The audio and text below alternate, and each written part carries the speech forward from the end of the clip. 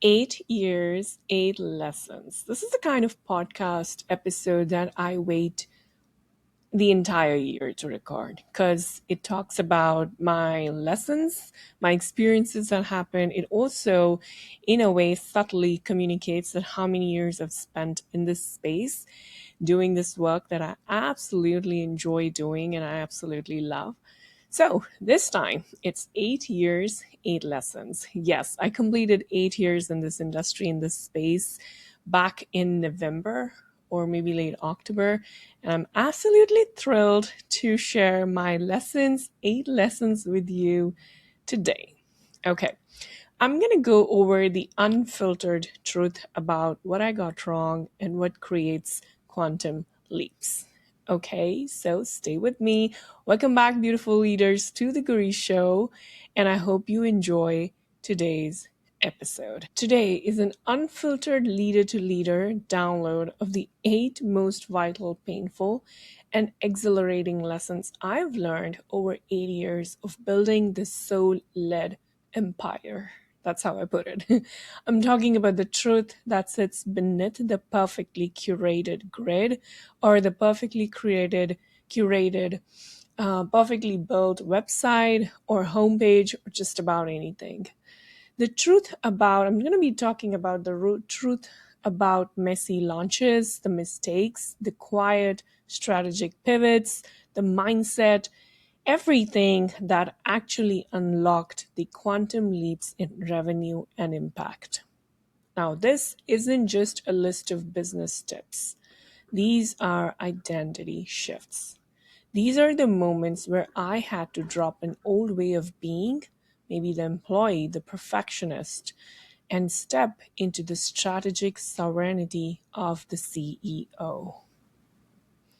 So, if you're struggling right now with visibility, or if you feel like you're running on a business treadmill that's going nowhere, pay close attention. I'm giving you the map I wish I had on day one.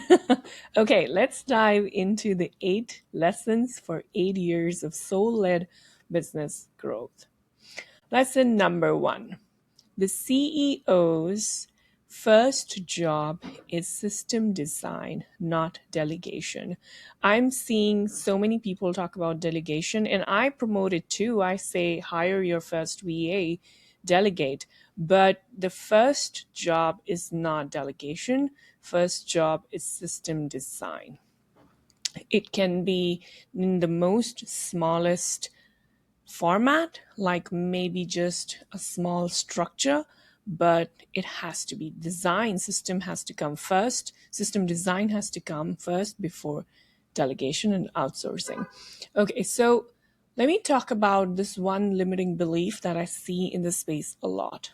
That is, I can't afford to hire yet, so I have to do everything myself. Now, I have to tell you that I've spent years drowning in tasks, scheduling, building, rebuilding my pages, sales pages, website, home pages, landing pages, editing my own content, going through Canva, trying to learn from what other people are doing and trying to build it without any skill set. And also building my own skill set on the go, but also just trying to recreate what other people are doing. But there's one thing that was pretty clear, that the others who were skilled at that thing, I could not replicate their thing because I wasn't skilled at those skill sets, be it design, be it promotion, marketing, just name anything. So I thought that delegating meant hiring a VA to take over my chaos. And it's not just VA, it's anybody, social media marketer, social content strategist, just anybody who you're seeking, maybe a landing page developer or a copywriter. And I've done it multiple times in the beginning years. So yeah, just talk to me about anything and I'll tell you I've done it before. Okay, so but what was happening was that even though I was building these things, trying to do it all, and given the fact that I wasn't skilled at that time in most of the things, I'm not sure how many of you know that I was an economics teacher before. And I quit my job back in 2017, and then I started my own business, started becoming a coach. And I was like, okay, I think I have to learn everything on my own. I have to do everything on my own. So, nothing, going back to the story, nothing was working because I wasn't skilled at anything, because I wasn't my graphics, even though I tried to copy from what others were doing or what was working in the market. It wasn't working because the depth wasn't coming through, right? So I started hiring. I started hiring a VA. I started hiring social media content creators, and email marketers and copywriters. Not everybody at one go, but maybe like thinking that if a VA is not able to solve my problem, then maybe a copywriter would be able to, or a social media content creator might be able to solve my problem. But none of it worked. And let me tell you why. So, the bottleneck in your business, whether you is not the problem that you have to hire someone or not, it's the lack of process. The problem is not whether the problem is not your schedule. The problem is not you. The problem is not your mindset. The problem is the lack of process. And I'm talking about this in the context of delegation. So, yes, in other areas, your mindset, your schedule might be a problem or something you need to acknowledge or discuss. But in the context of delegation, and in the context of system design, your schedule, your mindset, and everything else, your skill set is not a problem. The problem is the lack of process. So let me say that. In other words, you cannot delegate chaos. You must first, and that's my first lesson to share with you, you must first create standard operating procedures and systems. So think of it like this. There's a book, I'm sure you've heard of it, Atomic Habits by James Clear.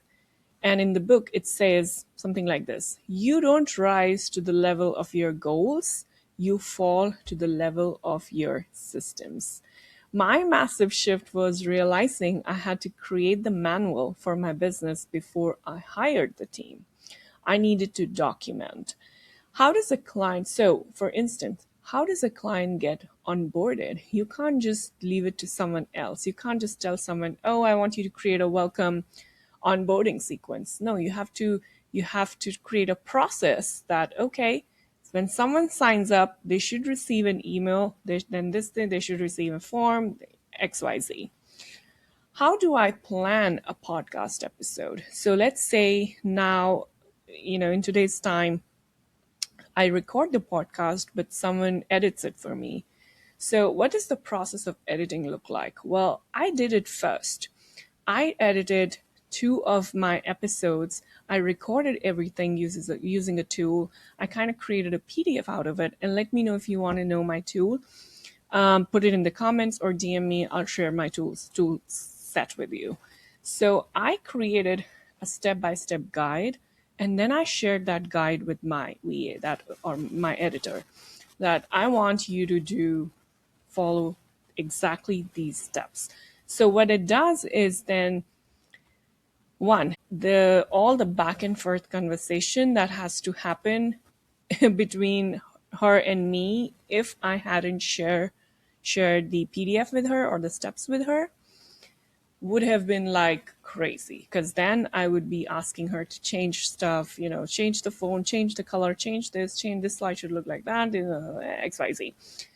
But now that I have a process for it, the steps are minimized and the outcome is more efficient and it's faster. So I hope you get the idea. Now, once I created the systems, delegation became a joy. It wasn't handing off a messy plate, it was handing someone a perfectly documented recipe, right? So, your action step is not to hire, it is to spend the next week documenting the top 3 tasks that eat your energy. Breathe that in for a moment. So I'm not asking you hire your first week. No. Document the top 3 tasks that eat your energy. And once it's documented, the delegation becomes simple. Okay, let me know in the comments, once you're done with watching and listening to this episode, let me know in the comments which lesson stood out to you the most, which lesson you absolutely loved. And if you do that, I have a surprise for you. So let me see which how many people come up with their favorite lesson and are up for the surprise. Lesson number 2. Imperfect action is your most profitable asset. I hear so many people say or think like that, think along the lines of this: I must wait until this offer or this sales page or this video is perfect before I release it to the world. Now, perfectionism is just self sabotage in a tailored suit. I know you've heard this before, and I know that you also might agree to the fact that perfectionism is nothing but self sabotage, right? But the reason why I'm sharing this is because this is the hard lesson. I used to delay things thinking that once they are perfect, then only my people are going to accept me. Then only I would be able to find my people. But it was just my ego trying to keep me safe and procrastinate things. So let me put it this way: perfectionism is the ego's way of keeping you safe from feedback, from criticism, and from the messy truth of real world results. I want to bring in this phrase here, the beta test mentality. Okay? When I first launched my mentorship program, it was not perfect. The sales page was clunky. The workbook was a Google Doc. I was terrified, but I launched it anyway. If I had waited 6 more months for perfection, I would have been 6 months behind on client results, cash flow, and most importantly, data. And data in today's times, is the key. It's one of the key, actually, not the main key.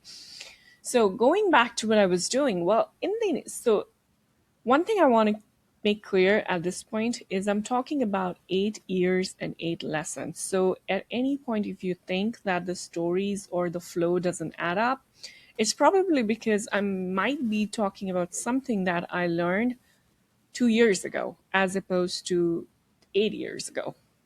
So I don't want you to focus on the timeline, but what I do want you to focus on is the lesson and the takeaway. Okay, so 4 years ago, when I was launching my mentorship program, this happened. I was like, I'm not going to wait anymore. I'm going to put it out. But if you go back 8 years ago, yes, I was procrastinating things. I was caught up in the learning trap and the perfectionist trap. Right. So going back to where I was, imperfect action gives you data, and data is truth. Perfection gives you zero data, only anxiety. And the difference between a successful, a profitable, or if you want to call it a 6-figure business owner, whether you're into retreats, whether you're into course creation or any other kind of business, and a 6-figure dreamer is often measured in how quickly they're willing to put out the ugly first draft. And also, yes, you have to improve on it. You have to take that feedback, collect data, and then improve on it. But do not seek perfection based on assumptions. If you put out something very simple today, maybe it's just a text-based post, and you find that people are engaging to it, people are taking action, it's data. It's telling you that the messaging is working.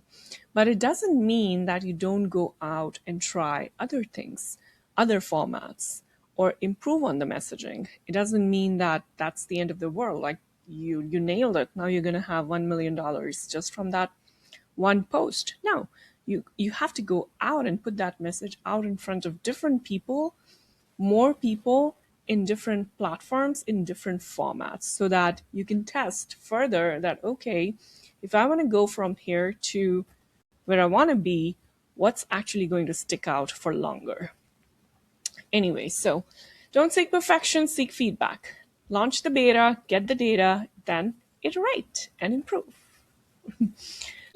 Lesson number 3: the path to expansion requires detachment. And I know that so many of us get attached to the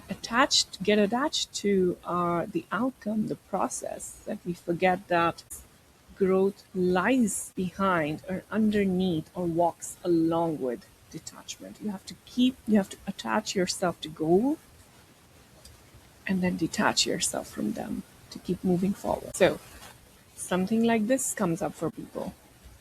I must control the outcome to be successful. We are often so personally identified with our offers and our results that when something fails, a low converting launch, a retreat that didn't sell out, a challenging client, a bad review, it feels like a catastrophic failure of us. Let me talk about one spiritual attribute here. Don't let one failed launch, one bad client, or one logistical nightmare define your worth or stop your movement. Detachment allows you to extract the lesson without internalizing the wound. And this happens not just in our workspace or in our business space, it also happens in our relationships. Like something that our child said to us, something that our parents said to us or told us that we didn't like. Maybe a fight or an argument with your partner made you feel like you're not good enough, and then you keep internalizing those words and you keep connecting those words with your self-worth, and you internalize the basic self-belief that you're not enough, and you keep reiterating the fact that this person said this to me because I am not good enough. However, if you just separate or detach yourself from the whole thing, and you say something like, well, what this person said is coming from their own set of wounds. It is something coming from their own set of beliefs. Yes, this person is hurt, and we can solve this. We can sit and talk about this matter and come up with a solution. It has nothing to do about me.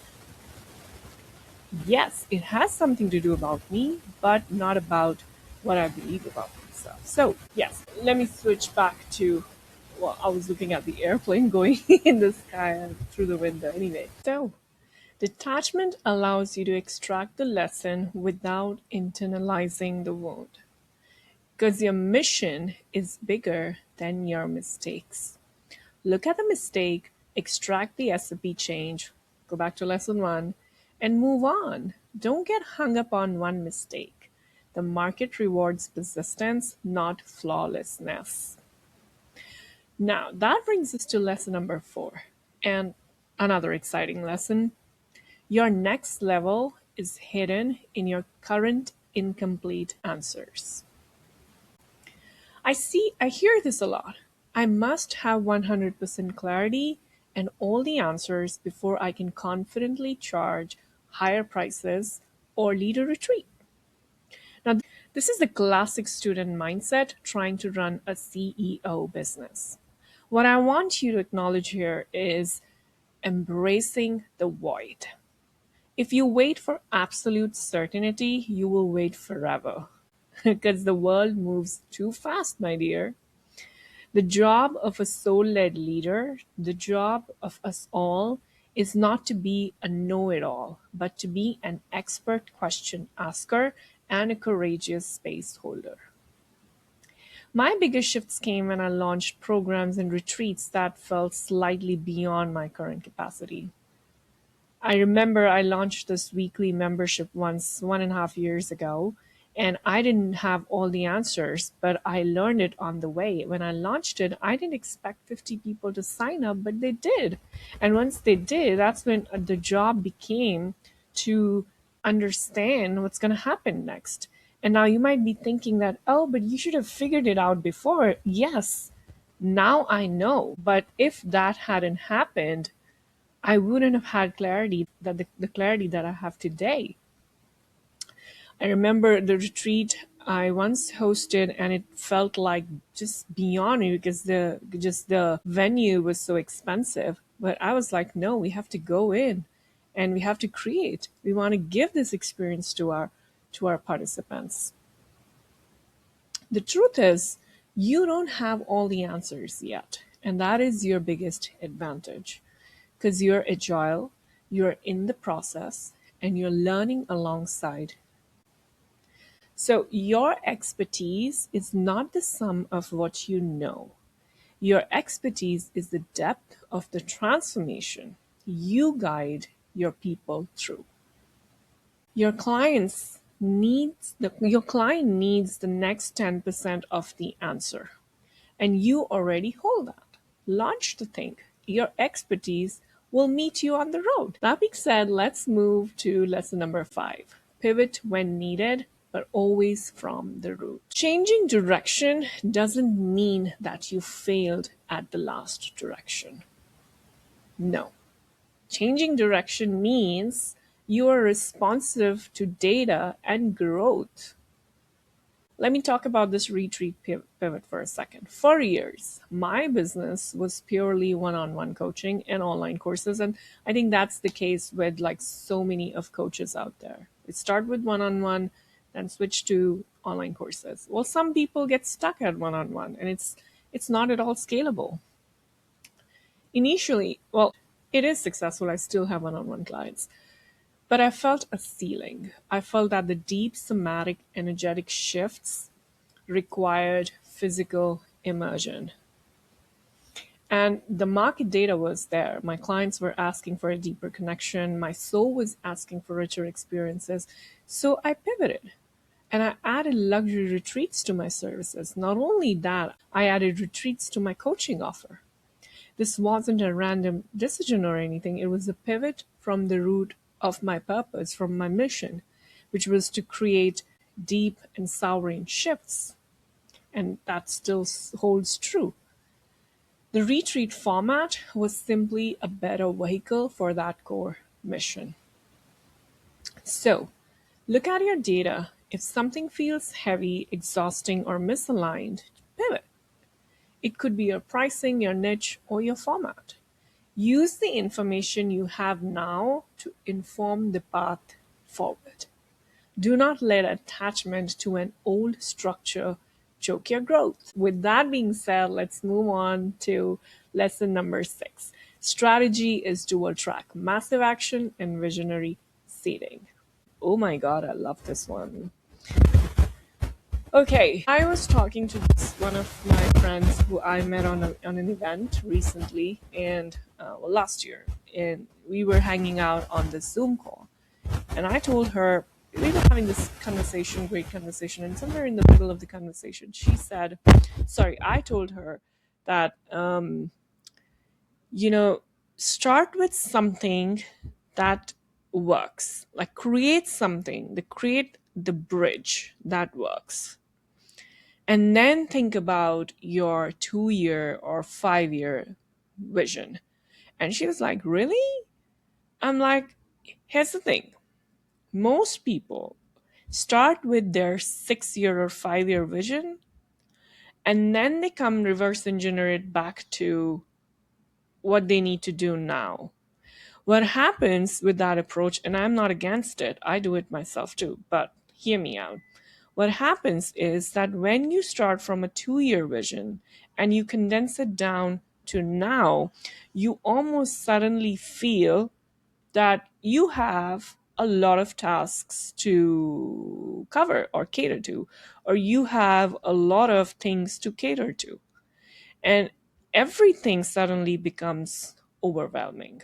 For instance, let's say you're doing some vision boarding and you're working on this huge 2 year goal, and you break it down into milestones, and suddenly you feel, my god, in 3 months I need to be at this.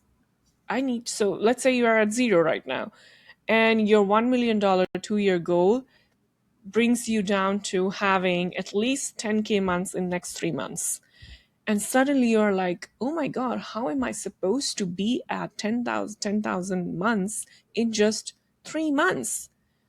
And that's when the overwhelm kicks in. That's when the self doubt kicks in. That's when the procrastination kicks in. And everything starts to tell you that you're not going to be able to do it. So then what's the solution? Well, think about what you can do in the next 3 months and build that thing, right? Build that one process. For example, I'm going to write one chapter, or I'm going to launch this program in the next 3 months. I'm going to launch it with the minimum tech involved, and I'm going to see if it's working. Well, do it. Start talking about it in the first month. Put out the offer in the second month. Get some enrollments in the third month. Get people to sign up and watch the thing and go through this journey with you in the third month. And if you, in the 3 months, the whole energy is out, the whole journey is out, and now you have some evidence that this thing works. Start from there. Now, when you have something that works, then go on and build your vision and then see, okay, I have something that works. I can build my SOPs around it. I can hire more people.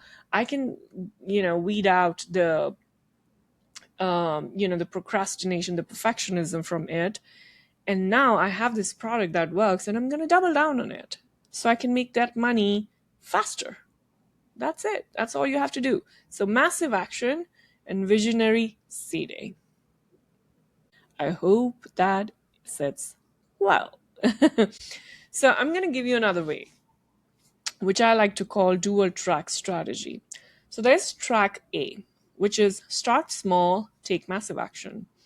For instance, if you have a 90-day launch goal, let's say you want to launch a new course, a retreat sale, that is your hyper focused massive action sprint.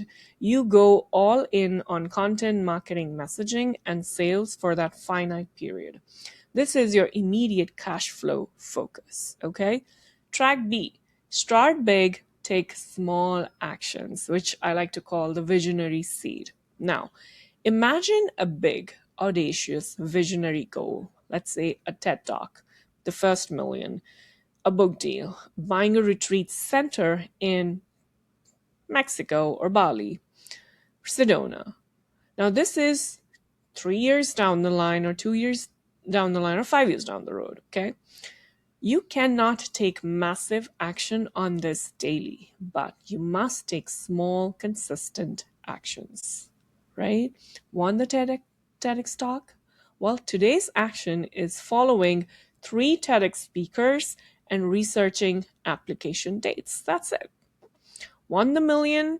Today's action is revising your personal budget to reflect the CEO who holds a million.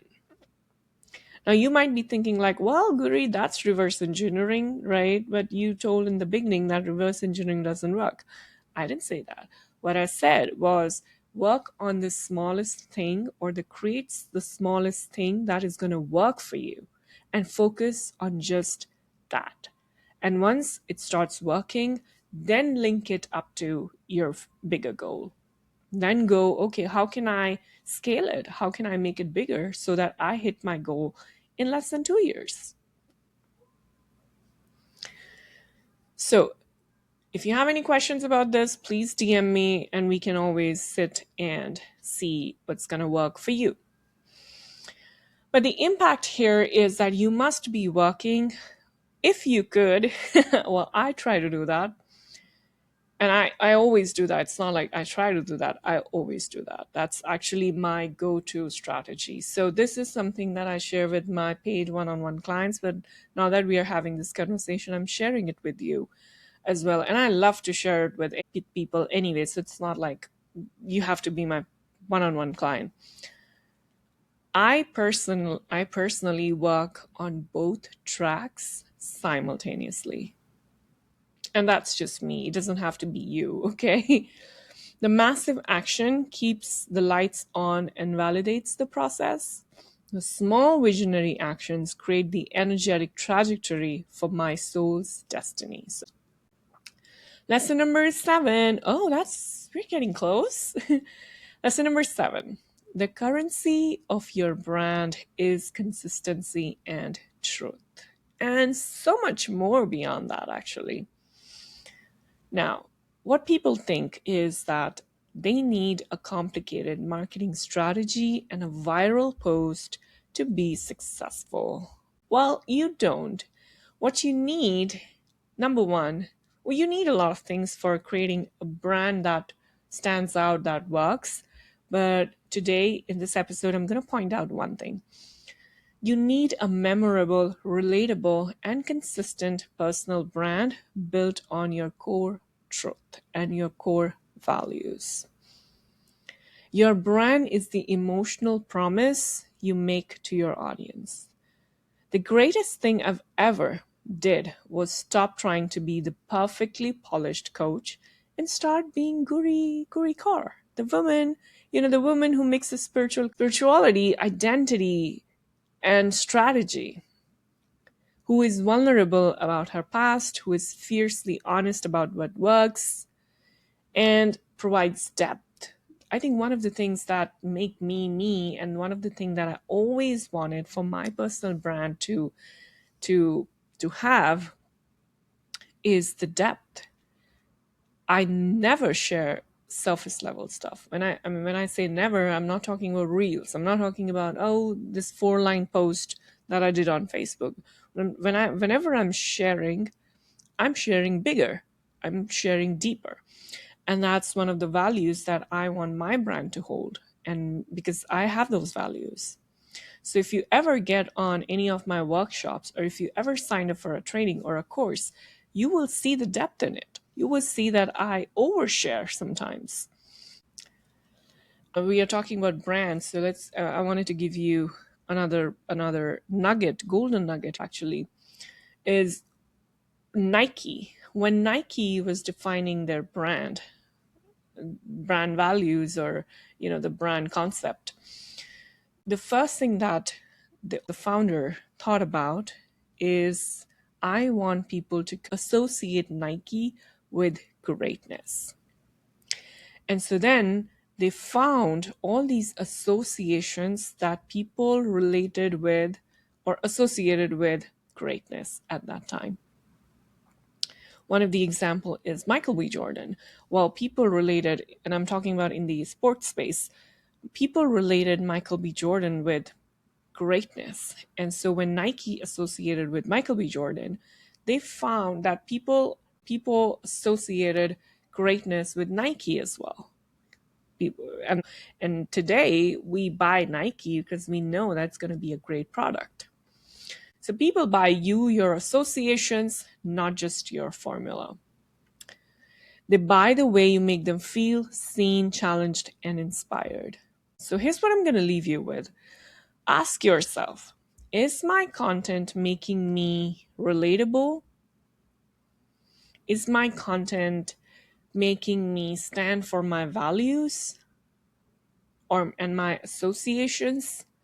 Or is it making me inaccessible, or making me stand out or stand for the values that I don't even associate myself with? So the most powerful content is the simple truth you are processing in real time. And that is the magnetic pull. Okay. Well, I think that's a lot of nuggets in one episode, I feel like that's a lot of nuggets in one episode. Okay. Now, lesson number 8.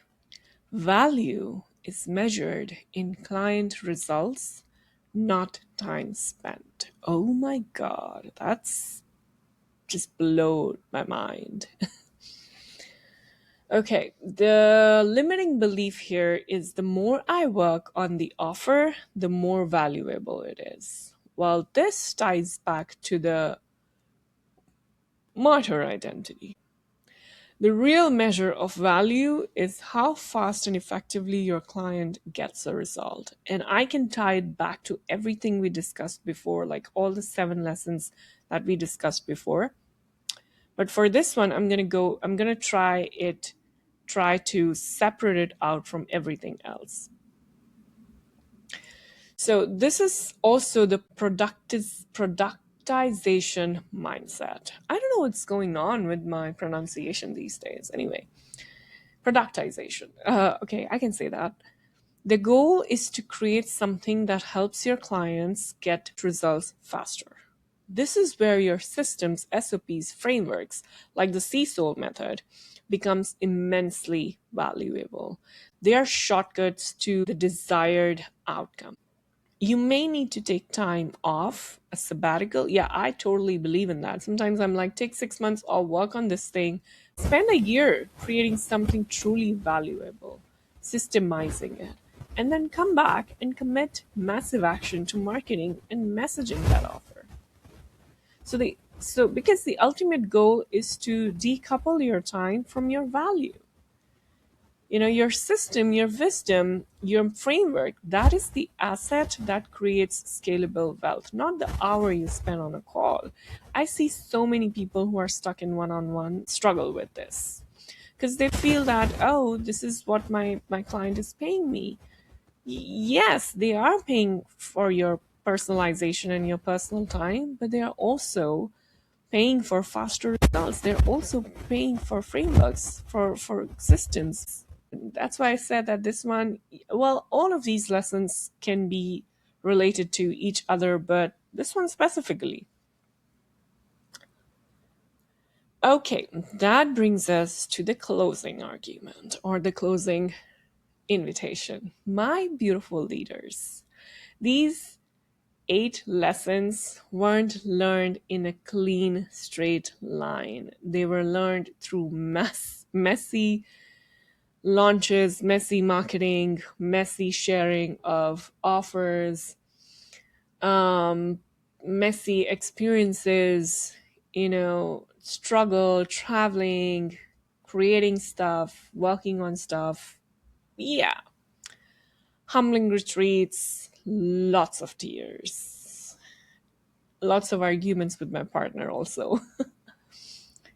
The common thread, though, through all of them is the willingness to shift the inner operating system from that of the student or the employee to that of the sovereign CEO or the conscious CEO. I want you to take this moment to reflect on your own journey.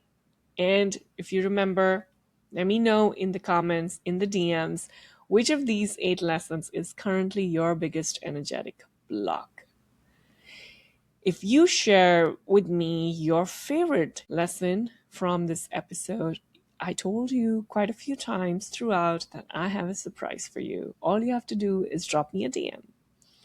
Which limiting belief are you ready to shift today to propel your business forward? I am so deeply proud of you for showing up for this truth. The work you do is vital, and the world needs you fully expressed and strategically sovereign. So, if this download landed for you, I would love to hear your biggest takeaway. Send me a DM with the number of the lesson that hit home hardest. Then again. Until next time, stay true, stay open, and stay in your soul's rhythm.